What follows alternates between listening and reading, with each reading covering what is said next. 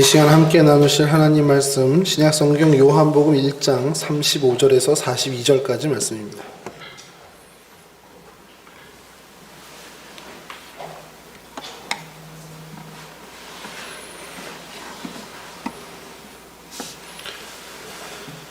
저랑 한 절씩 교독하도록 하겠습니다.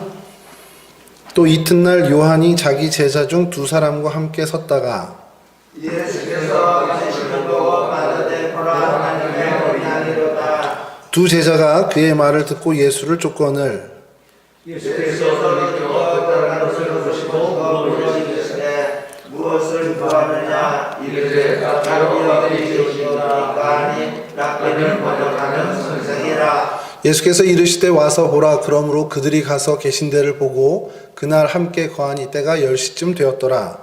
요한이 알고 그 예수를 따르는 두 사람 중에 하나는 시몬 베드로의 형제 안드레라. 아멘. 여기까지 하겠습니다.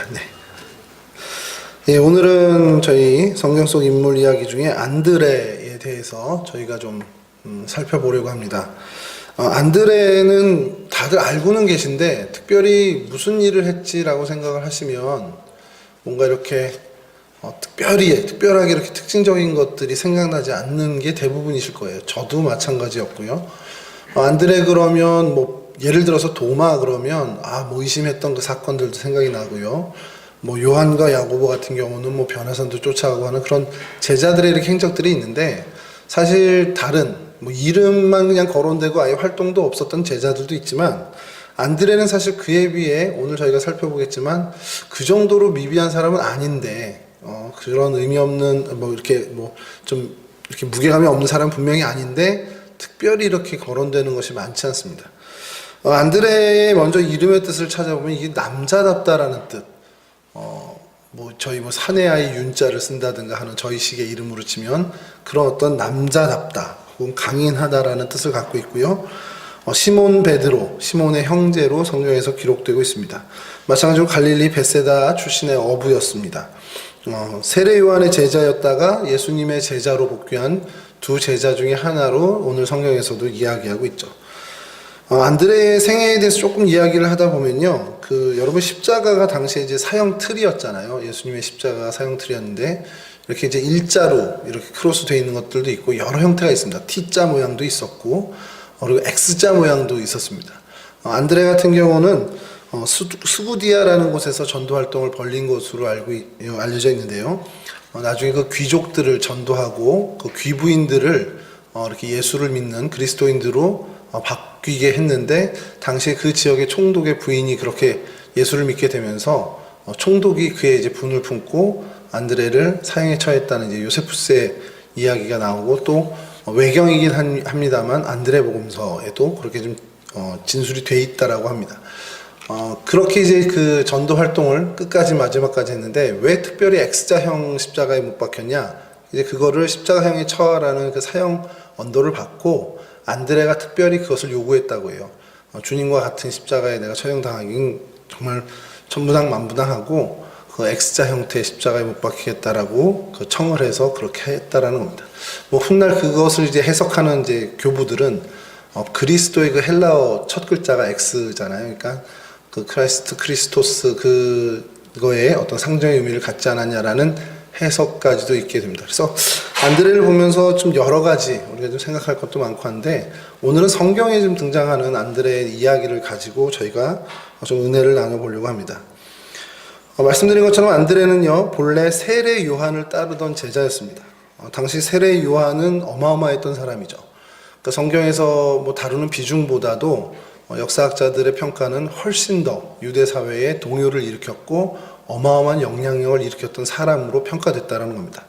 그도 그럴 것이요. 무리들을 향해서 서슴없는 그 말투. 그러니까 정말 선지자처럼 이야기하죠. 실제 선지자였고요. 선지자처럼 정말 가감없는 이야기. 기득권 세력을 향해서 독사의 자식들아라고 외치는 정말 요즘으로 치면 정말 쌍욕을 해가면서 이제 이야기한 그런 과감성이 있었던 사람입니다. 그들에게 회개를 계속해서 독촉을 했고요. 그의 이야기 중에 설교 중에 조금 찾아보면 옷 두 벌 있는 자는 옷 없는 사람에게 나누어 줘라. 세리들은 정한 세금 외에는 과도한 세금 걷지 말아라. 군인들은 강탈을 행하지 말고 또 거짓 고발하지 말라라는 그런 일상생활에서의 정의를 굉장히 강하게 외쳤던 것을 저희가 알 수 있습니다. 이 외침은요, 많은 회중들, 많은 그 민초들의 마음을 그대로 담았던 마음이고 그들을 대변해 주는 것 같은 메시지였기 때문에 많은 그 민초들, 많은 서민들이 이 세례 요한을 좋아하고 존경할 수밖에 없었다는 겁니다. 그런 와중에 이 안드레도 그의 제자가 되었고요. 계속해서 세례 요한을 따라다닌 것으로 평가가 되고 있습니다. 그러던 어느 날 자기 스승을 따르면서 많은 교훈을 배우고 있는데 어떤 사람이 자기에게로 스승에게로 오는 것을 보더니 스승이 갑자기 이상한 말을 하는 겁니다. 보라, 세상 죄를 지고 가는 하나님의 어린 양이로다.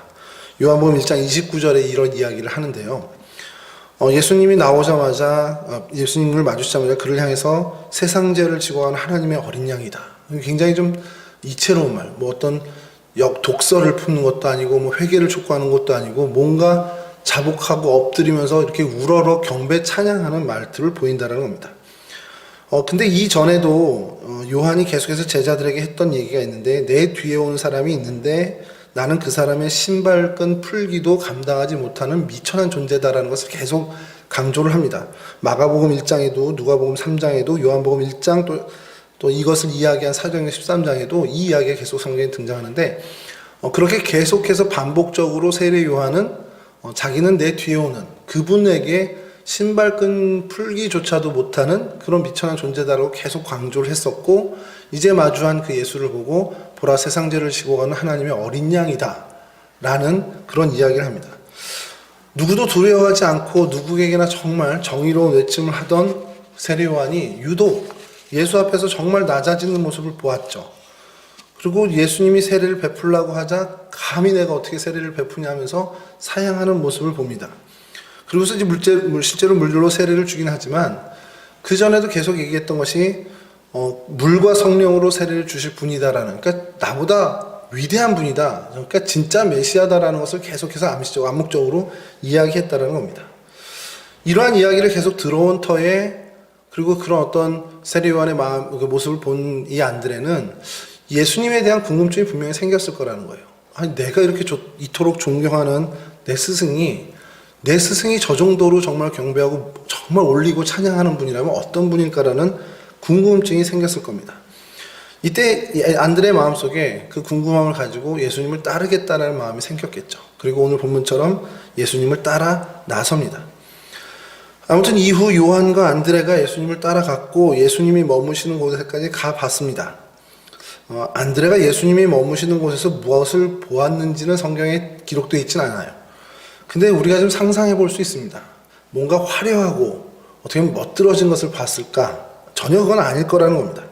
주님께서 늘 말씀하시는 것처럼 인자는 머리 둘 것도 없다라고. 그러니까 주변에 가진 것, 어떤 처소나 이런 것들에 대해서 제대로 된 게 없다라는 표현을 늘 하신 것처럼 예수님이 계신 곳은 어떻게 보면 좀 소박하거나 아니면 조금은 좀 초라한 그런 모습이 아니었겠냐라는 거예요. 그렇다면 안드레가 예수님이 거하시는 곳에 가서 무엇을 봤길래 그의 마음이 완전히 확신으로 바뀌었을까? 무엇을 보아서가 아니라 예수님의 가르치심을 그 한밤에 듣고 배웠던 걸 겁니다. 예수님의 가르침을 들은 안드레는 지금까지 자신이 따르던 세례 요한이 이야기했던 그 메시아가 바로 이분이다라는 확신을 갖게 되었고요. 그 확신을 갖자 안드레가 제일 먼저 했던 행동이 무엇냐? 자기 형제 시몬을 찾아가서 말합니다. 우리가 메시아를 만났다. 이게 요한복음 1장 41절에 등장하는 말입니다. 여러분 이게 정말 명쾌한 말입니다. 안드레의 이 한마디가요. 정말 그의 모든 것, 그의 마음에 있는 모든 내적 확신을 그냥 단적으로 표현해 주는 겁니다. 내가 진짜 메시아를 이제 만났어. 그러면서 형제인 베드로, 그러니까 시몬이죠. 시몬에게 이야기를 했습니다. 그러자 어떤 일이 벌어졌습니까? 그 한마디에 시몬이요. 두말하지 않고 이 안드레를 따라갑니다. 여러분 이 시몬이 우리가 잘 알고 있듯이 예수님의 수제자가 되었고요.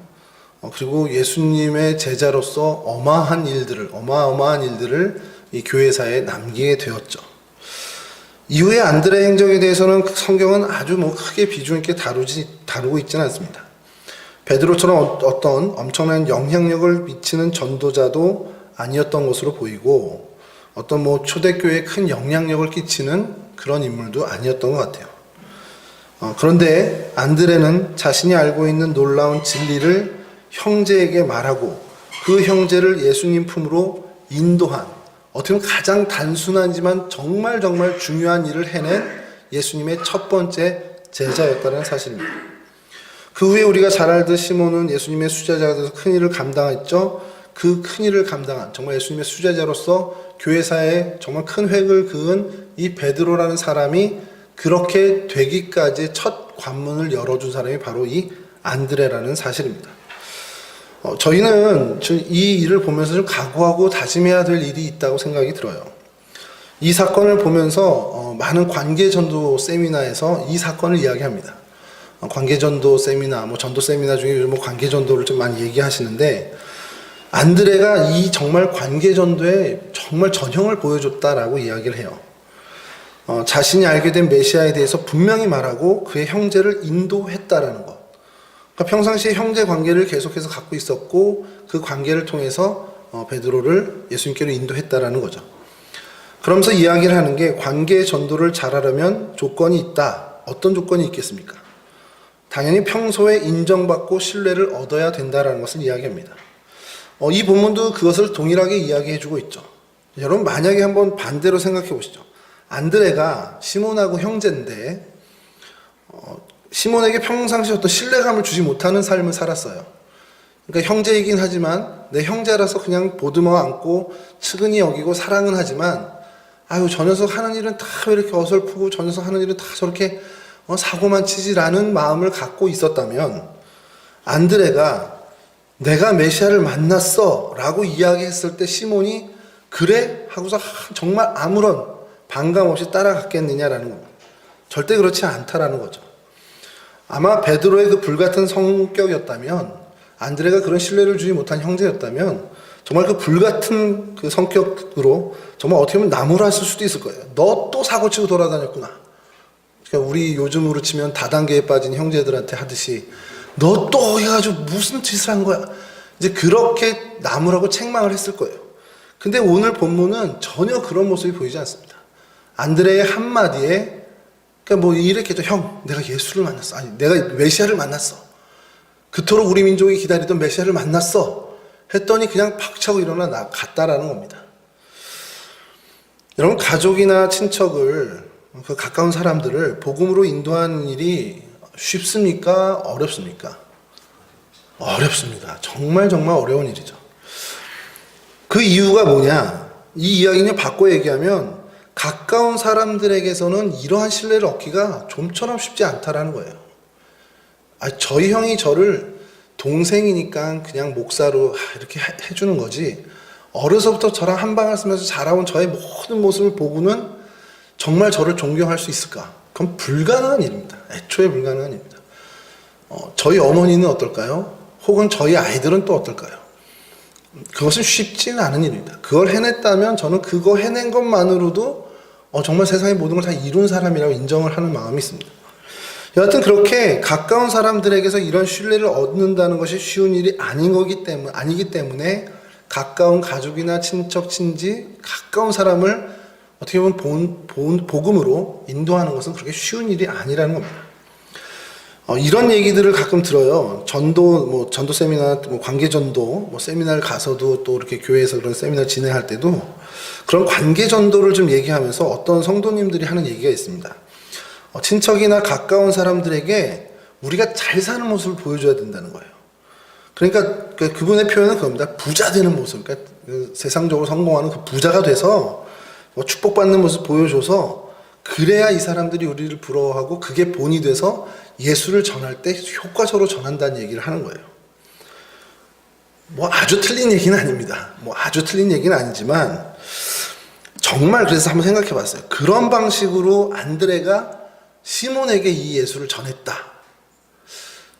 그러니까 안드레가 뭐 배도 몇십 척 갖고 있고 뭐 그 갈릴리 그 베세다 지역에서 어마어마한 어떻게 보면 존경받는 물주 정도, 뭐 그 지역에 어떻게 보면은 경제 뭐 상공의 회장 뭐 이런 정도로 굉장히 어떻게 보면 영향 있는 사람이었기 때문에 내가 메시아를 만났어 했을 때 시몬이 따라갔을까? 절대 그건 아니라는 겁니다. 그런 인정을 받고 그런 어떤 평가를 받았기 때문에 베드로에게 신뢰감을 줬던 게 아니라는 거예요. 평상시 그가 자라오면서 형제 간의 그 관계나 사이에서 일어나는 많은 일들 속에서 정말 내 동생, 내 형, 뭐 내 형제 안드레는 정말 믿을 만한 사람이야 라는 그 신뢰감이 심어졌기 때문에 가능한 거라는 거죠.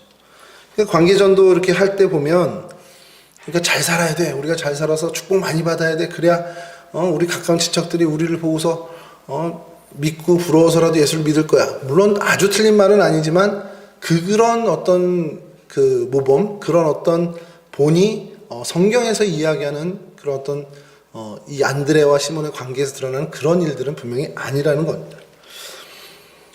여러분 보세요. 베드로가 안드레를 따라가서 그 이후에 벌어진 그의 삶과 그의 평생에 정말 긴 텀으로 봤을 때 보면 그는 예수 때문에 어떻게 보면 진짜 손해보고 예수 때문에 희생하고 예수 때문에 그 모든 걸 내려놓는 삶을 살았다라는 겁니다. 전반적인 평가. 그냥 갈릴리에서 정말 큰 어획 기적을 일으켰던 그때로 돌아가서 그냥 갈릴리에서 소시민적인 어부로 살았다면 피해보지 않을 만한 일들을 그는 다 피해보고 내려놓고 피해보고 희생하면서 산 인생이 됐다는 거죠. 만약에 안드레가 세상적으로 성공한 것이 본이 돼서 그를 따랐다면 베드로가 안드레를 원망했겠죠. 너 도대체 날 왜 이런 데로 끌고 온 거야?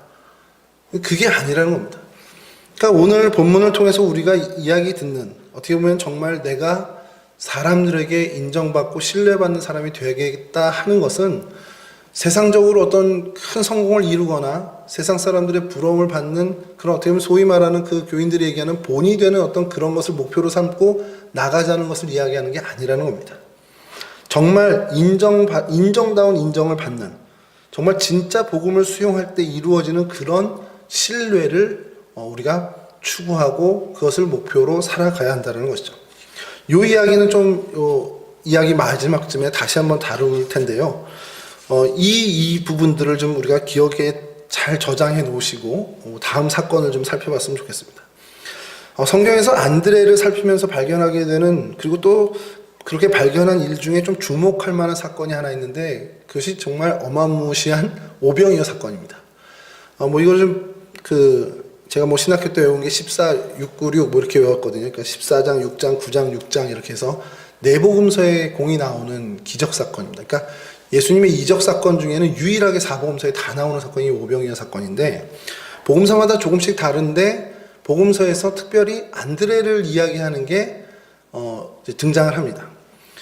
그 고향 베세다 들녘에서 말씀을 전하게 됐습니다. 그 안드레 고향 근처죠. 정말 너무 많은 사람들이 몰려와서 시간 가는 줄 모르고 말씀을 듣고 있었는데 이제 날이 어둑어둑해지고 사람들이 시장할 때가 왔어요. 예수님이 이 사람들의 먹을 어떤 식사 방법을 이제 시험하고자 성경에서 그렇게 표현하죠. 시험하고자 빌립에게 물으셨다라는 겁니다. 그랬더니 빌립의 반응이 뭡니까? 예수님, 이 많은 사람 먹이려면 200데나리온이 필요합니다. 제가 이게 예전에 이제 신학교 때 이 데나리온 개념이 없으니까 한 데나리온이 하루 품삯 이렇게 해서 계산을 막 해보면은 그때 제가 알바할 때 얼마 막 이렇게 생각을 해봐요.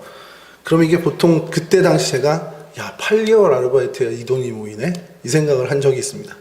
그러니까 200일 정도의 임금이 되겠죠. 그만큼의 액수가 필요하다고 이야기합니다. 그러니까 이건 무슨 얘기냐면 불가능하다는 얘기를 하는 겁니다. 불가능하다는 얘기를 하는 건데 이 반응은 정말 상식적인 반응이에요. 어떻게 이 사람들을 먹일 수 있을까 했을 때 빌립은 정말 빠른 계산을 통해서 예수님 이 사람들 다 먹이려면 한 200데나리온 정도 필요할 것 같은데요 라는 반응을 했습니다. 그런데 그때 전혀 엉뚱한 이야기가 하나 툭 튀어나옵니다. 안드레가 무리 중에 어떤 아이를 데리고 오더니 그 아이의 도시락인 듯한 거죠. 물고기 2마리 그리고 보리떡 떡덩이 5개를 가지고 와서 예수님께 드리면서 우리에게 있는 게 이게 다인데요. 예수님 어떻게 이걸로 좀 뭐가 될까요? 라는 어떤 그런 뉘앙스의 이야기를 하는 겁니다. 이 음식이 많은 사람에게 정말 얼마나 되겠습니까? 라고 안드레의 표현도 그래요. 표현도 뭔지 모르지만 이건 정말 턱없이 부족한 겁니다. 근데 이걸로 혹시 뭐라도 되지 않을까요? 하고서 예수님께 드린단 말이에요. 정말 보잘것없는 것이었죠. 한 사람의 끼니밖에 되지 않은 작은 것이었습니다. 그런데 안드레의 그 마음이 무엇이었을까 고민하고 계속해서 반복해서 우리가 되뇌이면 안드레의 마음은 이거였을 거라는 거죠. 이것이라도 정말 이 보잘것없는 것이라도 예수님께 가져가면 예수님이 뭔가 어떻게든 하시지 않을까? 예수님이라면 뭔가 이것만 갖고도 뭔가 예수님의 방법으로 뭔가 하시지 않을까라는 진짜 확실한 믿음이 있었다는 겁니다. 그 마음에, 그 예수님을 믿는 그 마음에 정말 그 많은 들녘에서 배고파하는 사람들에 대한 애처로운 마음, 즉 사랑의 마음이 더해져서 주님께 얼토당토 않는 일을 벌린 거죠. 무모한 일을 벌렸습니다. 사람들의 기준이나 혹 그 자리에 있었던 빌립이 봤을 때도 저 무슨 짓이야 라고 고개를 갸웃할 만한 일을 하고 있는 겁니다. 자, 그런데 여러분, 이 그의 사랑에, 그 사람들을 애처롭게 여기는 그 사랑의 마음에 주님을 믿는 그 믿음이 더해져서 드린 이 일을 통해서 어떤 일이 벌어졌습니까? 우리가 잘 알고 있는 5천 명이 다 배불리 먹는 일이 벌어졌다는 거예요. 우리가 볼 때는 작고 미약한 겁니다만 그 작은 것에, 정말 초라한 것에 믿음이 담기고 또 사랑이 담기면 그것은 작은 것으로 남아있지 않는다는 거예요. 그것은 엄청난 역사를 이루는 놀라운 열매가 된다는 겁니다. 예를 한번 들어보겠습니다. 농부가 밭에 씨앗을 뿌립니다. 저는 농사를 지어본 일이 없이 자랐습니다. 군대 가서 처음 어떻게 보면 밭이라는 것을 해서 긴맥이라는 걸 해보고 그곳에 이제 깻잎도 심어보고 선임하사 때문에 호박도 심어보고 했습니다. 근데 참 신기한 게요. 그 정말 작은 씨앗을 뿌릴 때 제 안에 어떤 믿음이 있습니까? 이건 싹트고 자라나서 호박이 될 거야. 이건 싹트고 자라서 깻잎이 될 거야. 라는 믿음이 한 번도 의심하지 않는 믿음으로 심었습니다. 그리고 어떻게 합니까? 물론 제 자발적이었으면 더 좋겠지만 그러지 않고 선임하사의 뒷발질에 매일 가서 물 주고 매일 가서 가꾸고 고추 같은 경우는 이렇게 이것도 세우라고 해서 세우고 그렇게 사랑과 정성을 들였습니다. 그랬더니 어떻게 됩니까? 정말 그 씨앗이 열매가 되더라고요. 농부가 밭에 씨를 뿌리는 것 역시 이 씨앗들이 자라서 많은 열매를 맺을 거라는 믿음이 있고요. 그리고 그 정성을 다해서 가꾸는 사랑이 들어갑니다. 여러분, 그런 작은 농사 일에도 믿음과 사랑이 들어가면 열매들이 맺혀져요. 하나 더 예를 들면 여러분 자녀를 키우는 건 어떻습니까? 우리가 우리 자녀를 키우는 것도 마찬가지입니다. 정말 작은 아이입니다. 작은 아이지만 이 아이가 자라서 잘 하나님을 위한 정말 일꾼이 될 거야 라는 믿음을 가지고 그 믿음 가지고 온 사랑을 다해서 이 아이를 키워낼 때 그 아이는 정말 하나님이 기뻐 받으시는 하나님의 백성이 되더라는 거죠. 여러분, 그렇기 때문에 우리는 모든 일에 그러니까 적어도 주님이 맡긴 일, 주님이 심으신 우리의 자리에서는 모든 힘을 다해 주님을 믿는 믿음을 갖고 그 맡겨주신 일, 맡겨주신 자리를 정말로 사랑하며 나가야 한다는 겁니다. 모든 사람과의 관계에서도 사랑과 믿음이 필요하고요. 우리 신앙생활을 할 때도 이 믿음과 사랑의 삶을 힘있게 걸어가야 한다는 겁니다. 그러면 우리를 통해서 주님은 모르겠습니다. 오병이어까지는 기대를 못하지만 주님이 기대하시는 그 놀라운 일들을 믿음의 사람, 사랑의 사람인 우리를 통해서 이루어 가신다는 사실입니다. 이 사건을 통해서 우리가 이렇게 안드레의 이 모습을, 정말 안드레는 이런 사랑이 또 그런 믿음이 있었던 사람이라는 것을 저희가 살펴봤고, 세 번째 사건을 좀 살펴보려고 하는데 이 사건은 조금은 출발이 조금 엉뚱한 데서 시작이 됐습니다. 앞서 말씀드린 것처럼 안드레가 형제 시몬에게 메시아를 만났어 라고 외쳤죠. 그때 아무 의심 없이 시몬이 안드레를 따랐다. 그래서 우리가 주목한 것은 정말 이 안드레가 베드로에게, 시몬에게 정말 큰 신뢰감을 주는 사람이었다. 그렇게 믿을 만한 사람이었다는 걸 살펴봤습니다. 근데 제가 보면서 정말 엉뚱한 생각을 해봤어요. 야, 그래, 안드레가 시몬에게는 정말 그런 무한 신뢰를 주는 사람이었다면, 그럼 주님한테도 그랬을까? 시몬이 볼 때 참 믿을 만한 사람인데 주님이 보실 때는 어땠을까? 그렇잖아요. 저도 이제 이렇게 설교를 참 오래 이제 해온 시간인데, 물론 목사님보다 한없이 부족하지만, 지금 안수를 받고 지금까지 계속해서 말씀을 전하고 있는데, 그 전하는 메시지에 뭐가 있습니까? 여러 사람들을 사랑하고 그들과 좋은 관계도 얘기하지만, 주님으로부터 인정받자, 주님의 기쁨이 되자, 우리 그렇게 하잖아요. 그러다 보니까 엉뚱한 생각이 발동해서, 그래, 안드레가 시몬에게는 이렇게 무한 신뢰를 받는 사람인데, 그럼 주님은 안드레를 얼만큼 신뢰했지? 정말 엉뚱한 생각이 이제 들어온 겁니다. 그러면서 계속 좀 살펴봤죠. 안드레가 나오는 부분마다 살펴봤는데, 결론부터 말씀드리면, 충분히 주님으로부터 신뢰를 받고 있었구나라는 것을 발견을 했어요.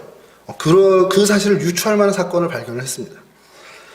그럼 방금 전 오병이어 사건에서요, 안드레의 모습을 좀 담아두셨잖아요. 주님이 빌립에게 이 많은 사람 먹일 일에 대해서 물었고, 빌립은 200데나리오라는 정말 정확한 셈의 답을 언급했습니다. 이건 당연한 반응이고요. 그리고 이 빌립의 반응은요, 빌립의 대답은 정말 상식 중의 상식 오브 상식의 답이었습니다. 그런데 안드레는 전혀 상식적이지 않은 답을 보였잖아요. 물론 그 안에 그의 믿음이 담겼고 사랑이 담긴 반응이기 때문에 주님이 그 반응을 사용하셨죠. 여러분, 이 일 후에, 그러니까 오병이어 사건이 마무리된 후에 이것을 다 지켜본 빌립의 마음이 어땠을까 혼자 생각해 본 거예요. 굉장히 좀 엉뚱한 생각이긴 한데, 저는 그랬을 것 같습니다. 빌립이, 역시 안드레는 나보다 한 수이구나. 역시 계산이 아니라 주님을 향한 믿음과 사람을 향한 사랑이 더 필요한 거였어. 이런 생각을 했을 거라는 거죠. 왜 그런 생각을 하냐면, 요한복음 12장 20절에서 23절에 이 사건이 벌어집니다. 한번 좀 띄워주시면요. 요한복음 12장 20절에서 23절인데요. 저랑 한 절씩 교독해 보시죠. 명절에 예배하러 올라온 사람 중에 헬라인 몇이 있는데,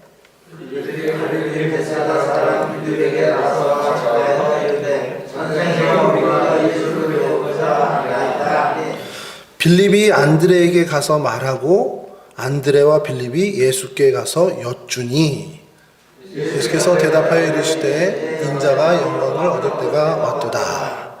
요렇게 헬라 사람, 그러니까 이방인이 예수님을 보고 싶어서 찾아왔어요. 그리고 예수님을 만나기 위해서 빌립에게 의뢰를 하는 부분입니다. 이 뒤에 얘기는 우리가 잘 알고 있는 하늘의 미래에 대한 교훈과 또 예수님의 순환과 죽음에 대해서 예수님이 이제 얘기하시는 이어지는데, 요 명절에 헬라인이 예수님을 찾아왔다라는 걸 한번 주목해보죠. 명절에 헬라인이 예수님을 만나고 싶어서 찾아옵니다. 그런데 아마 예수님을 직접 찾아갈 정도의 친분은 아직은 아닌 것 같아요. 예수님께 직접 가서 예수님 반가워 이렇게 할 정도는 아닌 것 같아요. 그러다 보니까 중간에서 소개해줄 사람을 찾고 있었던 것 같습니다. 소개해줄 사람을 찾았는데 성경은 그 사람이 빌립이라고 이제 얘기를 하고 있죠. 왜 빌립이었을까라는 생각을 좀 해봤어요. 왜 이 헬라 사람들이 왜 그 중간에 예수님과 우리를 연결시킬 사람 빌립을 생각했을까? 그랬더니 이런 일에 전력이 있었습니다. 빌립은 어떤 얘기냐면 요한복음 1장 43절에서 48절인데요.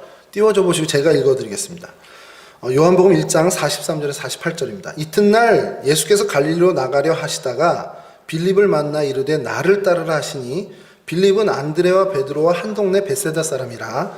빌립이 나다나엘을 찾아 이르되 모세가 율법에 기록하였고 여러 선지자가 기록한 그 일을 우리가 만났으니 요셉의 아들 나사렛 예수니라. 나다나엘이 이르되 나사렛에서 무슨 선한 것이 날 수 있느냐? 빌립이 이르되 와서 보라 하니라.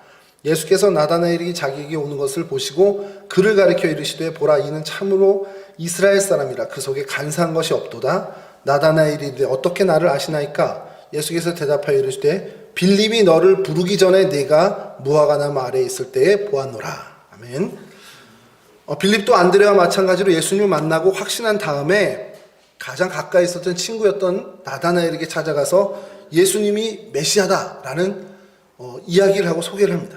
그리고 실제로 그를 데리고 예수님께로 갔죠. 빌립은 이런 전력이 있는 사람입니다. 내가 알고 있는 이 메시아, 안드레도 마찬가지지만 내가 알고 있는 메시아, 이 기쁨을 나만 알고 있는 사람이 아니에요. 그리고 가까이에 있는 나다나엘에게 소개했고 그 나다나엘을 예수님께로 정말 적극적으로 끌고 옵니다. 헬라인들도 이런 빌립의 성향을 파악했던 것으로 보여요. 여러분 마찬가지로 우리도 일상에서 이런 걸 많이 경험합니다. 정말 누군가를 추천하고 또 소개하는 일들이 우리 사이에 참 많은데 한번 좀 생각해 보시죠. 내가 저분을 꼭 만날 일이 있어요. 꼭 만나야 됩니다. 근데 내가 직접 가기는 어려워요. 그러면 분명히 누군가 연결해 줄 수 있는 사람을 찾을 텐데 어떤 사람을 찾습니까? 잘생긴 사람? 언변 좋은 사람? 다 상관없습니다. 내가 만나야 할 그 사람이 믿을 사람, 믿고 있는 사람, 신뢰하고 있는 사람을 찾아야 돼요. 아닌가요? 반응들이 너무 없으셔서. 그러니까 예컨대 제가 어느 교회에 있을 때 동성교회 부목사를 오고 싶어요. 근데 조성민 목사님은 직접 이렇게 만나기가 어려워. 그래서 뭐 이렇게 문자 드릴 정도밖에 안 돼서 여기 꼭 제가 부목사로 가고 싶은데 라고 한다면 제가 누군가를 찾을 거 아니에요. 그래서 만약에 박세훈 목사님을 찾았어요. 왜 박세훈 목사님을 찾았을까요? 박세훈 목사님이 잘생기기도 하셨지만 그 이유가 아니라 그래도 13년 동안 조성민 목사님 밑에서 부목사로 하면서 정말 신뢰할 만한 사람이 돼 있을 거란 말입니다. 그러면 제가 박세훈 목사님한테 저 여기 좀 부목사로 사역할 수 있게 좀 소개 좀 해주세요 라고 하는 것이 가장 효과적일 거라는 거예요. 이해가 되시죠? 헬라 사람들도 마찬가지라는 거예요. 예수님에게 가려고 했을 때 예수님 그냥 아무나 뭐 예수님 제자 저 사람 눈에 띈다 저 사람한테 물어봐 이게 아니라 그건 마트에서 어느 코너 어디에 있어요 물을 때 정도죠. 예수님께 정말 뭔가 진중한 이야기를 털어놓고 이야기하기 위해서 진지한 만남을 갖기 위해선 그럴 만한 소개자를 찾아야 됩니다. 만약에 이게 반대로 되면 어떨까요? 정말로 예수님이 신뢰하지 않는 사람, 그러니까 예컨대 담임 목사님께서 전혀 신뢰하지 않는 사람을 제가 담임 목사님은 그래도 가깝다 생각하고 나 좀 추천해줘라고 하면 추천 안 하는 게 더 나을 뻔한 거죠. 그러니까 이런 상황이 그런 상황입니다. 헬라인들이 예수님을 정말 만나기 위해서 왔고 그 간절함을 가지고 소개자 역할을 할 사람을 찾았는데 그 조건에 합당한 사람이 빌립이었다라는 거예요. 근데 이 소개자가요, 내가 소개받아야 할 그분과 신뢰관계에 있다라는 하나만으로는 안 됩니다. 거기에 뭐가 더 덧붙여져야 되냐면 내 일을 자기 일처럼 여겨줄 수 있는 사람이어야 되는 거예요. 그러니까 빌립은 그런 면에서도 헬라 사람들에게 인정받았다라는 겁니다. 자, 근데 여기까지는 이해가 돼. 이상할 일이 하나도 없는 사건입니다. 저게 무슨 뭐 당연히 우리도 벌어지는 사건인데, 근데 요한복음 12장 21절 22절 다시 한번 제가 읽어드릴게요. 그들이 갈릴리 벳세다 사람 빌립에게 가서 청하여 이르되 선생이여 우리가 예수를 뵙고자 하나이다 하니, 여기까지 너무 정말 일상적인 일입니다. 근데 22절에 이렇게 들어갑니다. 빌립이 안드레에게 가서 말하고 안드레와 빌립이 예수께 가서 여쭈니. 빌립이 헬라 사람들을 데리고 예수님께로 바로 가도 될 것 같은데 저희 생각엔 왜 안드레에게 가서 말을 하고 안드레와 빌립이 같이 주님께 가서 여쭈었다라고 이렇게 기록이 되어 있을까? 저는 계속 그거를 혼자 막 정말 생각하면서 잠도 들었다가 졸다가 또 깨어나서 생각했는데, 아까 말씀드린 그 오병이어의 사건이 좀 결정적이지 않았을까라는 생각을 하는 겁니다. 오병이어 사건 이후에 빌립이 어떤 생각을 했을까? 뭐 이게 정말 제 상상이 맞았으면 좋겠지만 그 틀리지는 않았다고 생각이 드는 것이, 어떻게 보면 이 소개의 일, 그러니까 내가 이 헬라 사람들을 소개해야 할 이 일이 나도 뭐 어떻게 할 수 있겠지만 더 훨씬 더 적임자는 안드레 아닐까라는 생각을 하지 않았겠냐는 거예요. 왜냐하면 자기는 200데나리온이요 딱 외치는 그때에 안드레는 이 작은 도시락을 들어서 주님 이것으로 뭐 좀 될까요? 나랑 클래스가 다르다라는 생각을 했을 거라는 겁니다. 그러니까 이 헬라 사람들을 측은히 여기는 그 마음으로 내가 주님께 가서 하는 이야기보다 그래도 안드레가 더 껴서 하는 일이 훨씬 더 이 헬라 사람들에게 좋은 일이 되겠다라는 마음을 가졌을 거라는 거죠. 그래서 헬라 사람들이 유력한 소개자로 빌립을 생각했던 것처럼 빌립 역시 이 소개라는 일을 잘 감당해줄 적임자로 안드레를 생각했다라는 겁니다. 왜일까요? 아까 말씀드린 것처럼 한 동네 사람이라 어렸을 때 자라나면서 봤을 거고요. 오병이어 사건을 통해서 안드레는 나보다 한 수 위야라는 그 생각을 확신했을 겁니다. 그런 일들을 보면서 빌립은 안드레가 이 소개자로서 나보다도 더 뛰어난 사람이야 라고 생각을 했을 텐데, 정말 중요한 한 가지는 뭐냐면 제가 고민했던 거 있잖아요. 시몬한테는 신뢰를 받는데 주님으로부터 신뢰를 받았을까? 이 고민에 대해서 빌립이 대신 대답을 해주고 있다는 겁니다. 빌립이 이 소개자의 역할을 할 사람이 어떤 역할을 해야 되는지 모를 사람이 아닙니다. 그러면 적어도 나보다 더 주님의 신뢰를 받고 있는 사람이어야 하는데 그 사람을 택한 게 안드레라는 거예요. 그러니까 제가 엉뚱한 질문으로 시작했던 그 질문에 대한 답이 될 수 있다는 겁니다. 안드레는 시몬 베드로, 형제인 시몬에게서만 신뢰를 받고 있었던 것이 아니라 주님으로부터도 철저한 신임을 얻고 있었던 사람이라는 겁니다. 여러분, 여기에 저희의 목표가 좀 여기에 맞춰져야 되지 않을까라는 거예요. 결국 안드레가 사람들로부터 신뢰받는 사람, 게다가 주님으로부터도 신임을 받는 제자였다는 사실. 어떻게 보면 제 개인적으로 엉뚱한 상상에서 시작된 이 생각이 이 장면을 통해서 정말 입증된 은혜를 제가 얻게 됐다는 거죠. 안드레가 말이야 시몬에게 말했을 때 갈등 없이 따라왔으니까 시몬의 신뢰는 분명히 받았지만 주님으로부터 신임을 얻어 있었을까? 이 의구심을 한 방에 다 털어내는 장면이 이 본문 말씀이라는 겁니다.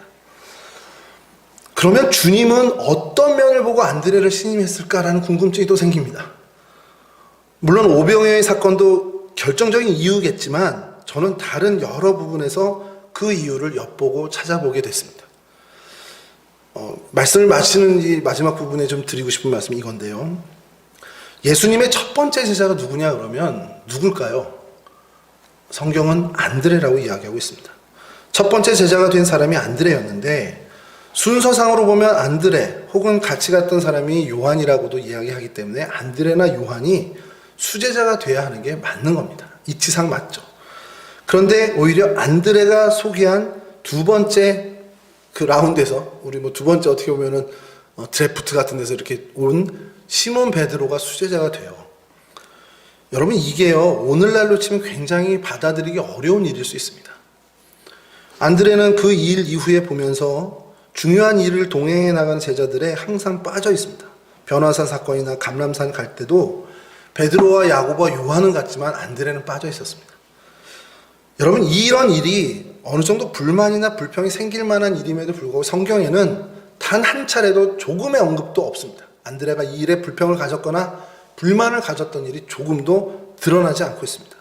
안드레는 그러한 일에 시기하지 않았던 사람, 그러한 일에 그렇게 그다지 신경 쓰지 않았던 사람이라는 겁니다. 뭐에 신경 썼냐? 자기가 맡은 일에 정말 거기에만 집중하고 그저 그것을 묵묵히 해내는 사람, 그저 주님을 믿는 신뢰, 주님을 믿는 믿음을 가지고 여러 주변의 사람들을 성심성의껏 사랑하는 데 힘썼던, 오직 그거에만 힘썼던 사람이라는 것이죠. 여러분, 여기에 이 성품과 성실함에 주님이 주목하셨고 오병이어의 사건도 물론 중요한 사건이지만 이 안드레의 평소의 이 성품과 성실함이 주님의 신임을 얻는 결정적인 이유가 됐다는 겁니다. 그러면 여러분, 오늘 우리는 어떻게 해야겠냐는 거예요. 우리가 어떤 중요한 일에 정말 결정적인 헌신에 우리가 정말 우리의 엄청난 헌신의 모습을 주님께 보여드리는 것도 중요한 일입니다만 그보다 더 중요한 것은 평상시 우리의 삶, 하나님이 우리를 심겨놓으신 그 삶의 자리에서 내가 주님을 믿는 철저한 믿음으로 살아가고 내 주변에 가까이 있는 사람들을 성심성의껏 사랑하는 성실함의 모습을 가질 때에 주님이 우리를 신뢰하고 신임해 주신다는 사실을 우리가 배우게 된다는 겁니다. 집에서든 아니면 여러분들의 일터에서든 또 우리 동성교회 공동체 내에서든 우리 각자가 심겨진 우리의 사명의 자리가 있습니다. 우리의 삶의 자리가 있습니다. 그것이 저희 각자의 기준엔 별거 아닌 것처럼 보일 수도 있고 어린아이의 도시락처럼 정말 보잘것없는 자리라고 보일 수도 있습니다. 근데 그것이 중요한 게 아니고 그 심겨진 그 자리에서 얼만큼 주님을 향한 믿음으로 살았고 얼만큼 그 주변에 엮인 사람들을 사랑으로 섬겼는가를 주님은 주목하고 계시다는 거예요. 그리고 여러분, 그렇게 살 때에 정말 결정적인 헌신의 기회에 결정적인 헌신을 할 수 있는 사람이 될 수 있다는 겁니다. 여러분, 오늘 안드레를 살펴보면서 여러분 이런 각오와 결단이 있기를 좀 바라고요. 제가 좀 오늘 계속 유튜브를 보면서 옛날 그 CF를 막 찾아내려고 이렇게 했는데 그러니까 좀 적용을 좀 해보면 좋겠다. 이걸 어떻게 적용하면 좋겠냐 생각을 했어요. 그랬더니 가만히 생각해 보니까 우리가 우리의 삶의 자리에서 사람들로부터 신뢰를 얻고 뭐 이렇게 인정받고 하려고 하는 것들이 세상 사람들이 말하는 성공을 따르는 걸로 자꾸 오해가 되더라고요. 그러니까 세상에서 좀 잘 나가면 사람들이 날 인정해주고, 이거를 안드레가 베드로로부터 받았던 신뢰로 좀 착각하는 경우들이 많이 있어요.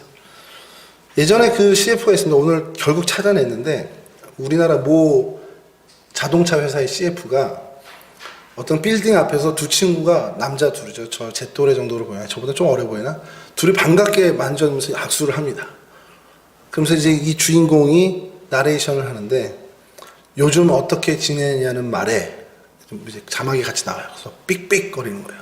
그러면서 그랜저로 대답해 주었습니다. 이렇게 나오거든요. 제가 그 CF를 보면서, 이거 뭐, 이 관계되신 분이 계시면 정말 죄송한데, 이건 정말 CF 잘못 만들었다는 생각이 든 거예요. 친구들 사이에서, 야, 너 어떻게 지내? 아이고, 잘 지내지. 네가 걱정해준 덕에 잘 지냈어. 넌 어떻게 지내? 애들은 이게 맞죠? 삑삑 하면서 그랜저 타고 다녀. 이게 나를 요즘 대변해준다라는 얘기를 하는 거잖아요.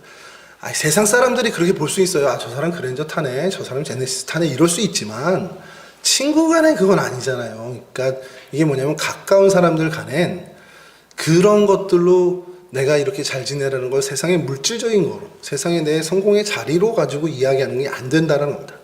오늘 본문도 오해하지 말아야 되는 것이, 베드로에게 인정받은 안드레는 절대 세상적인 어떤 그런 기준에서 베드로의 기준을 넘어섰기 때문이 아니라는 거예요. 그가 평상시 살아왔던 그의 모든 삶의 모습에 베드로를 향한 정말 헌신과 베드로를 향한 그 성실함과 정말 신뢰를 줄 수 있는 그런 반듯함이 있었다라는 겁니다. 우리가 이 땅을 살아가는 그리스도인으로 우리 주변의 사람들에게 혹은 우리 가까운 친척들에게 신뢰감을 주는 것은, 내가 정말 예수 믿고 복 받아서 이렇게 잘 살게 됐어. 나도 아주 틀린 말은 아니겠지만 조금은 있겠지만 그게 본질이 아니고, 내가 예수 믿기 때문에 이렇게 헌신할 수 있고, 예수 믿기 때문에 내가 이렇게 희생할 수 있고, 예수 믿기 때문에 내가 이렇게 포기할 수 있어. 내가 예수 믿기 때문에 이렇게 반듯한 삶을 살 수 있어라는 것을 보여줘야 된다는 겁니다. 그게 진짜 신뢰를 줄 수 있다는 거죠. 말씀 마치겠습니다. 여러분, 오늘 안드레를 바라보면서 여러분, 우리가 좀 다시 한번 생각해야 되는 것. 정말 주님이 맡기신 자리에서 최선을 다해 자신의 일에 충직한 삶을 사는 것. 그렇기 때문에 남과 비교할 필요가 없는 사람이 되었으면 좋겠습니다. 그래서 주님으로부터 인정받고 신임을 얻는 사람이 됐으면 좋겠고요. 정말 이러한 사람이 진짜 성공한 사람, 진짜 행복한 사람이라는 사실을 놓치지 않았으면 좋겠습니다. 이 은혜를 누리시는 저와 여러분 모두가 되실 수 있기를 주님의 이름으로 간절히 축원합니다.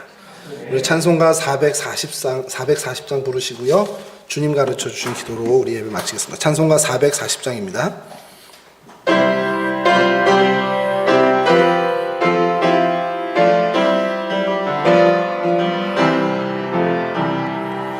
어디든지 예수 나를 이끌며, 어디든지 예수 함께 가려네. 예수 함께 아니 가면 맛없고, 예수님과 동행하면 겁 없네. 어디를 가든지 겁낼 것 없네. 어디든지 예수 함께 가려네. 세상 친구 모두 나를 떠나도 주와 동행하면 외로움 없겠네. 가는 길이 위태하고 험해도 어디든지 예수 함께 가려니. 어디를 가든지 겁낼 것 없네. 어디든지 예수 함께 가려니. 어두운 그늘 나를 애워쌀 때에 주가 함께 계심 믿고 자려네. 죽은 후에 천국에서 깨어나 예수 함께 길이 살리리. 어디를 가든지 겁낼 것 없네. 어디든지 예수 함께 가려니. 하늘에 계신 우리 아버지여, 이름이 거룩히 여김을 받으시오며 나라의 마옵시며 뜻이 하늘에서 이룬 것 같이 땅에서도 이루어지이다. 오늘날 우리에게 일용할 양식을 주옵시고, 우리가 우리에게 죄진 자를 사하여 준 것 같이 우리 죄를 사하여 주옵시고, 우리를 시험에 들게 하지 마옵시고 다만 악에서 구하옵소서. 나라와 권세와 영광이 아버지께 영원히 있사옵나이다. 아멘.